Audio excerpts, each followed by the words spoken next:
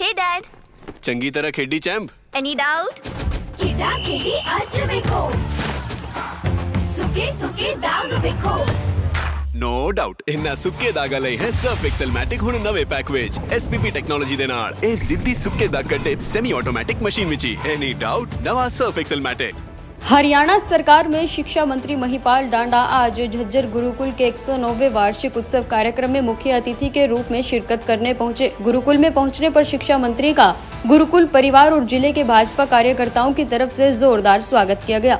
इस मौके पर शिक्षा मंत्री ने गुरुकुल महाविद्यालय के पुनरुद्धारक स्वामी ओमानंद सरस्वती को नमन करते हुए कहा कि हरियाणा सरकार अपने गौरवशाली इतिहास को आगे बढ़ाते हुए महान विभूतियों के दिखाए मार्ग को अपनाकर जन कल्याण में अपना दायित्व निभा रही है। देश के निर्माण और आजादी की लड़ाई में गुरुकुल पद्धति का बहुत बड़ा योगदान रहा। आपकी सोच है कि इस गुरुकुल पद्धति को किस प्रकार से मजबूती के साथ आगे बढ़ाया जाए। उन्होंने कहा कि प्रधानमंत्री नरेंद्र मोदी और मुख्यमंत्री नायब सिंह सैनी के नेतृत्व में देश और प्रदेश स्वर्गीकरण विकास की ओर तेजी से आगे बढ़ रहा है। प्रदेश में हो रही नेताओं की हत्या को लेकर पूछे गए सवाल पर भी बोले शिक्षा मंत्री। उन्होंने कहा कि कहीं पर भी ऐसी घटना होती है तो अनिंदनीय है और इसके ऊपर कड़ा एक्शन लेने की जरूरत है और सरकार के लिए और पुलिस विभाग को भी सख्ती से कड़ा एक्शन लेने के आदेश दिए गए हैं। हरियाणा सरकार के बजट को लेकर विपक्ष के नेताओं द्वारा उठाए जा रहे सवालों को लेकर भी बोले शिक्षा मंत्री। उन्होंने कहा कि ये लोग गिने चुने 3-4 शब्द बोलते हैं और 11 बजट मैंने अपनी आंखों से सामने देखे हैं और ये लोग बजट को लेकर कभी बोलते हैं कि ऊंट के मुंह में जीरे जैसा है, तो कभी बोलते हैं कि खोदा पहाड़ निकला चूहा और कभी बोलते हैं कि कुछ नहीं है। ये बजट प्रधानमंत्री के विकसित भारत के सपने को साकार करने की दिशा में हरियाणा सरकार लेकर आई है। देखिए, आज झज्जर गुरुकुल में आने का मुझे सौभाग्य मिला है और अच्छी बात है कि मैंने यहाँ के बच्चों की तैयारियों को देखा है। परिपूर्ण मानव अगर कहीं इसकी कल्पना की जा सकती थी तो गुरुकुलों से की जा सकती थी। गुरुकुल पद्धति धीरे धीरे समाप्त हुई तो धीरे धीरे विकार भी बढ़ते चले गए।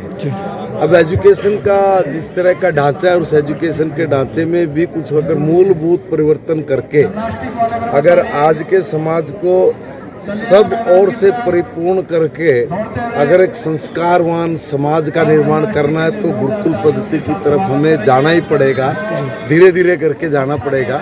और हम लोग आधुनिकता से भी मुंह नहीं मोड़ सकते। आज सारी दुनिया के साथ मिलकर हमें कदम ताल बढ़ाना है, आगे बढ़ना है, तो गुरुकुलों में भी इस प्रकार की पद्धति को खड़ा करना पड़ेगा।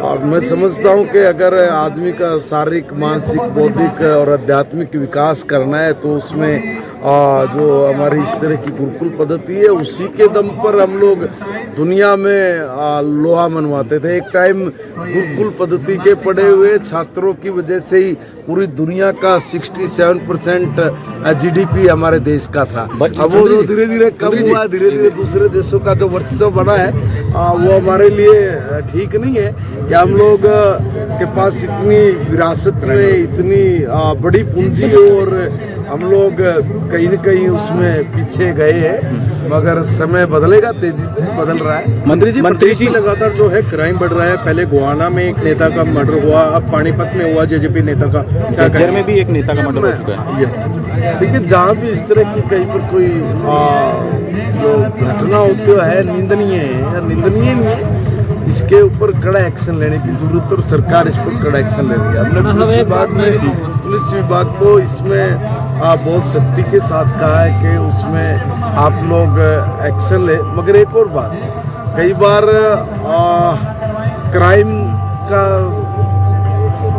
विश्लेषण करना पड़ेगा कि किस तरह का क्राइम है। एक होता है गैंग वार, एक होता है कि आपसी रंजिश, बड़ा अंतर होता है इन सब चीज़ों में।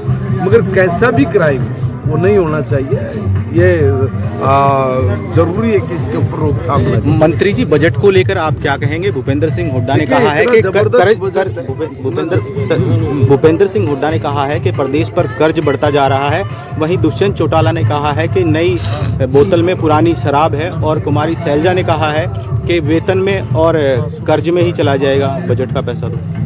देखिए, ये लोग गिने चुने 3-4 शब्द हर बार बोलते हैं। मैं भी 11 साल से विधानसभा में, 11 बजट मैंने अपनी आंखों के सामने देखे। हर बजट में कभी बोलेंगे ऊँट के मुंह में जीरा है, कभी बोलेंगे खोदा पार निकली चूहा, कभी बोलेंगे तो छोड़ा है, कभी कहेंगे इसमें कुछ नहीं है। अरे देखिए भैया, मुझे एक बात बताइए, ज़मीन के ऊपर जो काम हो रहे हैं, रोड्स बन रहे हैं, इंडस्ट्री बढ़ रही है, बिजली का उत्पादन ज़्यादा हो रहा है, 6000 गांव के अंदर 24 घंटे बिजली। आप एक बात बताइए, कौन सा ऐसा एक चुनाव है जिस चुनाव में एक मुद्दा ना हो तो के 24 घंटे बिजली देंगे? आपके आंखों के सामने आज वो मुद्दा है क्या? खत्म हो गया। जो देवीलाल जी से लेके भजनलाल जी से लेके चौटाला जी से लेके हुड्डा जी तक सब लोग एक ही बात बोलते थे कि हम 24 घंटे बिजली लेके आएंगे, हमारी सरकार बनाओ। दूसरे को मुद्दा भी नहीं लेते थे। हमारे आने के बाद कभी किसी ने ये मुद्दा उठाया है कि हमारी सरकार बनाओ, 24 घंटे बिजली देंगे? तो ये कहाँ से हुई है?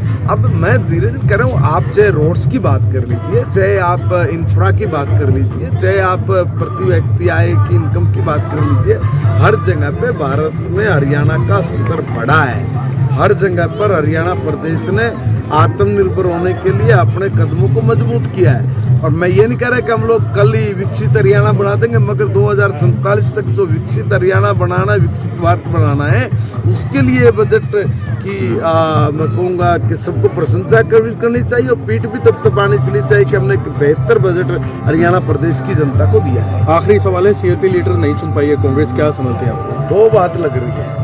देखिए, मुझे ये लग रहा है कि या तो कांग्रेस का जो नेतृत्व है उसको अपने हरियाणा के नेताओं पे विश्वास नहीं है, या फिर उनको इनमें कोई योग्य व्यक्ति नहीं लगता। ठीक है।